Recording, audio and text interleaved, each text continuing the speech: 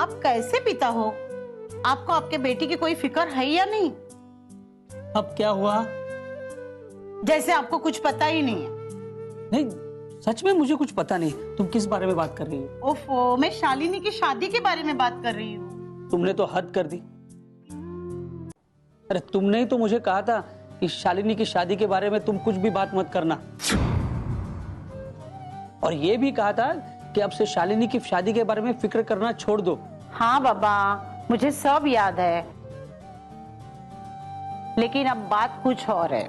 मतलब मैं समझा नहीं। मैं समझाती हूँ। कुछ दिनों से शालिनी बहुत बदल चुकी है। मुझसे बातें करती है, मुझे खाना बनाने में मदद करती है। तो इसमें कौन सी बड़ी बात है? वो तो मुझसे भी अच्छी बात करती है। आप नहीं समझेंगे। अगर हमने शालिनी के साथ उसकी शादी के बारे में बात करेंगे ना,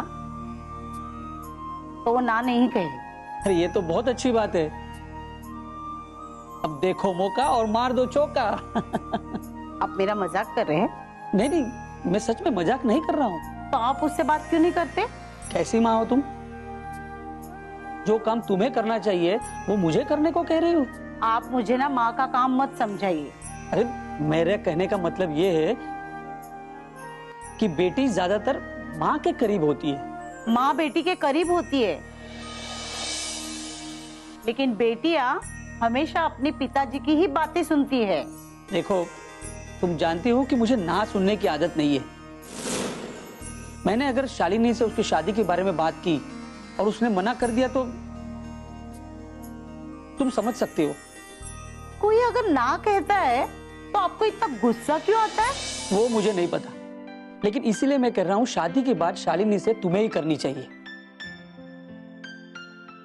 कुछ दिनों से हमारा रिलेशन बहुत अच्छा हो रहा है और मैं खामखा उसमें कड़वाहट नहीं लाना चाहता।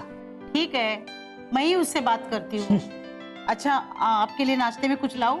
नहीं, अभी नहीं। ठीक है।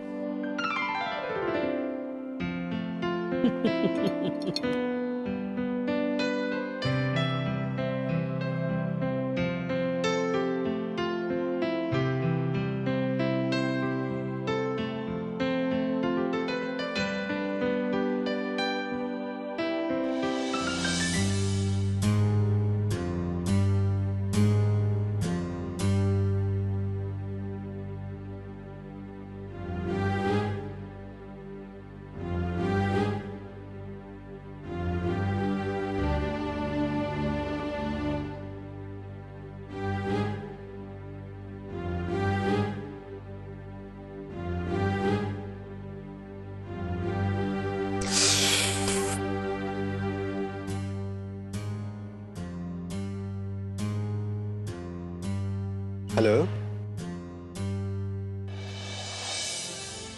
क्या शालिनी घर पे छोड़ के गई है? अच्छा अच्छा अच्छा अच्छा अच्छा, ओके ओके ओके। नहीं नहीं नहीं, कुछ काम नहीं, नहीं नहीं, कुछ काम नहीं, कुछ काम नहीं। शालिनी,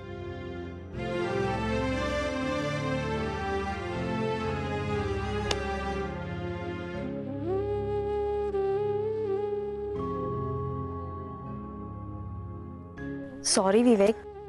अरे अरे, मुझे आदत सी पड़ गई यार इंतजार करने की। बैठो ना। सॉरी ना विवेक, मुझसे नाराज हो? हूँ भी और नहीं भी। मैं समझी नहीं। शालिनी, तुम मीरा चौधरी को जानती हो? हाँ जानती हूँ, उसका क्या? आजकल वो तुम्हारे बारे में बहुत तारीफ करती है। तुम्हारे बारे में पेपर में बहुत लिखती है आजकल। वो तो हमेशा मेरे बारे में कुछ ना कुछ लिखती ही रहती है। क्यों? शालिनी, जो तुम काम कर रही हो ना, बहुत अच्छा कर रही हो। तुम तारीफ के काबिल हो, लेकिन जो तुम्हारी तारीफ है ना, कुछ लोगों को अच्छी नहीं लगती है। तुम्हें पसंद नहीं आया जो उसने लिखा था? शालिनी, हम जिन लोगों के साथ रहते हैं उनके दिल तुम्हारी तरह नहीं है। आज भी आम आदमियों की राज कुछ ना कुछ होते हैं। विवेक, तुम मुझे समझा रहे हो या फिर डरा रहे हो? समझा रहा हूँ। एक बार तुम पर जानलेवा हमला हो चुका है। मुझे डर है कहीं फिर से तुम पर। ये लोग यही चाहते हैं। ये लोग उन्हीं को डराते हैं जो डरते हैं। शालिनी, तुम्हें पता नहीं मैं तुमसे क्या कहना चाहता हूँ। जिस दिन तुम पे हमला हुआ था ना, उस दिन मुझ पे क्या बीती तुम्हें पता नहीं। लेकिन तुम्हें अपनी फिक्र नहीं है। लेकिन उनका तो कम से कम ख्याल रखो जिनको तुम्हारी फिक्र है। तुम्हारे माँ, तुम्हारे पिताजी और मैं। तुम क्या चाहते हो, मैं ये काम छोड़ दूं? मैंने तो ऐसा नहीं कहा। विवेक, तुम शादी के बाद कहीं मेरी ये समाज सेवा बंद तो नहीं करवा दोगे ना? तुम जिस तरह से आज समाज सेवा के लिए आजाद हो, उस तरह से शादी के बाद भी तुम आजाद रहोगे। लेकिन अगर तुम्हारे मम्मी पापा ने मेरी समाज सेवा का विरोध किया तो? पापा तो तुम्हारे इस काम को लेकर बहुत खुश हैं यार। मुझे यकीन नहीं हो रहा है। लेकिन ये सच है। वो कहते हैं तुम जैसे लोग ढूंढ कर भी नहीं मिलते। वो ऐसा क्यों कहते हैं? तुम ये समाज सेवा करती हो ना, इसलिए। चलो, मुझे समझने वाला कोई तो मिला। पापा अकेले ही तुम्हारी तारीफ नहीं करते, आजकल तुम्हारी तारीफ माँ भी करती है। चलो, ये तो मान लिया कि मेरे होने वाले सास ससुर को मेरी इस समाज सेवा से कोई शिकायत नहीं है। सिवाय मेरे। अब तुम्हें क्या शिकायत है? शादी के बाद बताऊंगा मुझे तुमसे क्या शिकायत थी।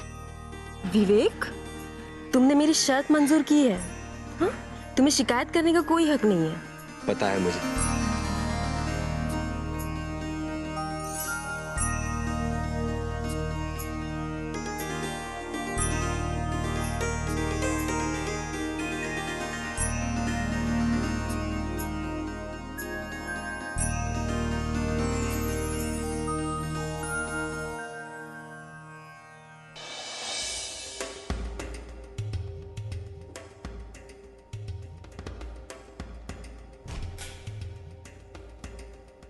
आओ। पापा, मैं जब भी देखती हूँ आप कुछ ना कुछ काम करते हुए ही दिखाई देते। अरे वाह, तुम दूसरों का काम कर सकती हो और मैं अपना खुद का काम भी नहीं कर सकता। मैं कुछ मदद करूँ? नहीं नहीं, इस काम में मैं तुम्हारी मदद ले ही नहीं सकता। क्यों? ऐसा कौन सा काम है पापा जिसमें मैं आपकी मदद नहीं कर सकती? ये तुम्हारे शादी की प्लानिंग कर रहा हूँ। आपको किसने कहा कि मैं शादी करने वाली हूँ? शालिनी बेटा, बिल्ली जब भी आंख बंद करके दूध पीती है ना, तो उसे ऐसा लगता है उसे कोई देख ही नहीं रहा है। पापा, ये बिल्ली की कहानी आपने मुझे क्यों सुनाई? और मैंने ऐसी कौन सी बात छुपाई है आपसे? अरे बस बस बस, कितने सवाल पूछोगी? मुझे दयाराम जी ने बताया। क्या कहा उन्होंने? यही कि हमारी बहू शादी के लिए राजी हो गई है। आप शादी की तैयारियां शुरू कर दीजिए। लेकिन उन्हें कैसे पता चला कि मैं शादी के लिए तैयार हूँ? मुझे क्या पता, तुम शादी के लिए तैयार हो ना। हे भगवान, तेरा लाख लाख शुक्रिया। पापा, मेरा कहने का मतलब है कि उन्हें किसने कहा कि मैं शादी के लिए तैयार हूँ? अरे मुझे क्या पता, तुमने ही शायद विवेक बाबू से कुछ कहा होगा और उन्होंने फिर। विवेक को तो मैं छोड़ूंगी नहीं। शालिनी बेटा, माइंड योर लैंग्वेज। अपने होने वाले पति के बारे में ऐसी बातें नहीं करते। पापा, आप मुझे ये बताओ कि आप मेरी शादी की कौन सी तैयारी में जुटे हुए हैं? तो सुनो, मैं अपनी लाडली की शादी इस तरह से करने वाला हूं कि सभी लोग देखते रह जाएंगे। अच्छा, तो आप ऐसा क्या करने वाले हैं मेरी शादी में जो सब लोग देखते रह जाएंगे?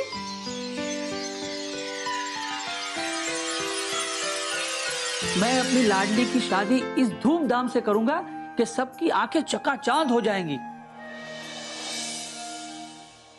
सब देखते रह जाएंगे। पापा, आप मेरी शादी में 20 लाख रुपए खर्च करेंगे? बिल्कुल। लेकिन आप इतना पैसा कहां से लाएंगे? देखो बेटी, इसकी फिक्र तुम मत करो, तुम सिर्फ सज धज के मंडप में बैठ जाओ, बाकी सब मुझ पे छोड़ दो। पापा, आपको लगता है कि मैं ऐसी शादी के लिए राजी हो जाऊंगी? क्यों नहीं?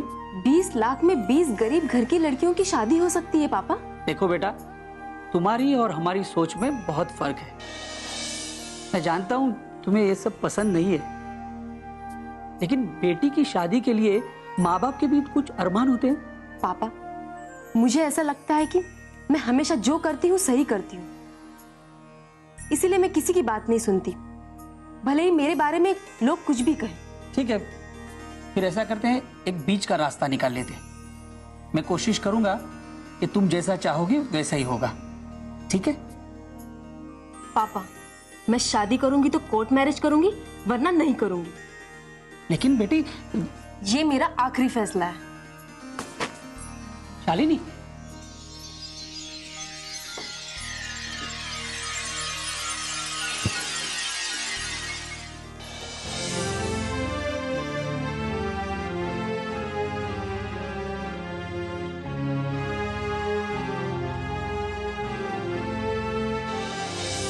भैया क्या सोच रहे हैं आप? नहीं कुछ नहीं। आजकल मैंने सोचना ही बंद कर दिया है, क्योंकि सोचने से क्या फायदा।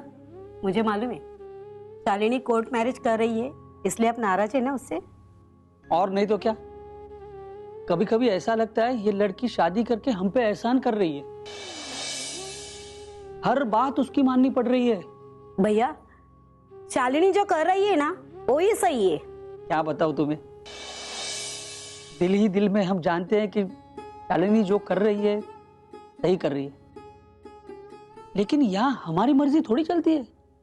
अरे हम लड़की वाले हैं, लड़के वाले क्या सोचते हैं, क्या चाहते हैं, ये भी तो देखना जरूरी है। भैया मुझे ऐसा लगता है कि विवेक के माता पिता शादी के लिए राजी हो जाएंगे। और ये क्या भैया, आपने अभी तक शादी की तारीख भी नहीं निकाली और इस कदर आप तैयारी में जुट गए। भैया आप जल्द से जल्द दयाराम जी से मिलके शादी की तो तारीख तो निकालिए। मगर मुझे डर लग रहा है कि उन्होंने कोर्ट मैरिज के लिए मना कर दिया तो। भैया आपके दिल में जो डर है ना उसे पहले आप बाहर निकालिए। हमारी शालिनी की शादी होगी और होकर ही रहेगी। तुम्हारी भाभी कहाँ है? और कहा मंदिर गई होगी। ये तुम्हारी भाभी भी ना आजकल बहुत मंदिर जाने लगी है, लेकिन तुम क्यों नहीं गए उसके साथ? भैया मैं भाभी के साथ 2-3 बार मंदिर गई थी, लेकिन बाद में मुझे पता चला कि हम दोनों एक ही चीज भगवान के पास मांगते हैं, इसलिए मैंने भाभी के साथ मंदिर जाना बंद कर दिया। अच्छा और ये बताओ, तुम दोनों ने समाज सेवा बंद कर दी क्या? हा? नहीं कहीं आजकल आते जाते नहीं हो इसलिए पूछा। नहीं नहीं भैया, हम लोगों ने समाज सेवा बंद नहीं की। कभी भी हम लोग जाते हैं। देखो ये एक लड़की है और उसके लिए हमें इतनी परेशानी उठानी पड़ती है। अगर 2-4 और होती तो क्या हालत होती।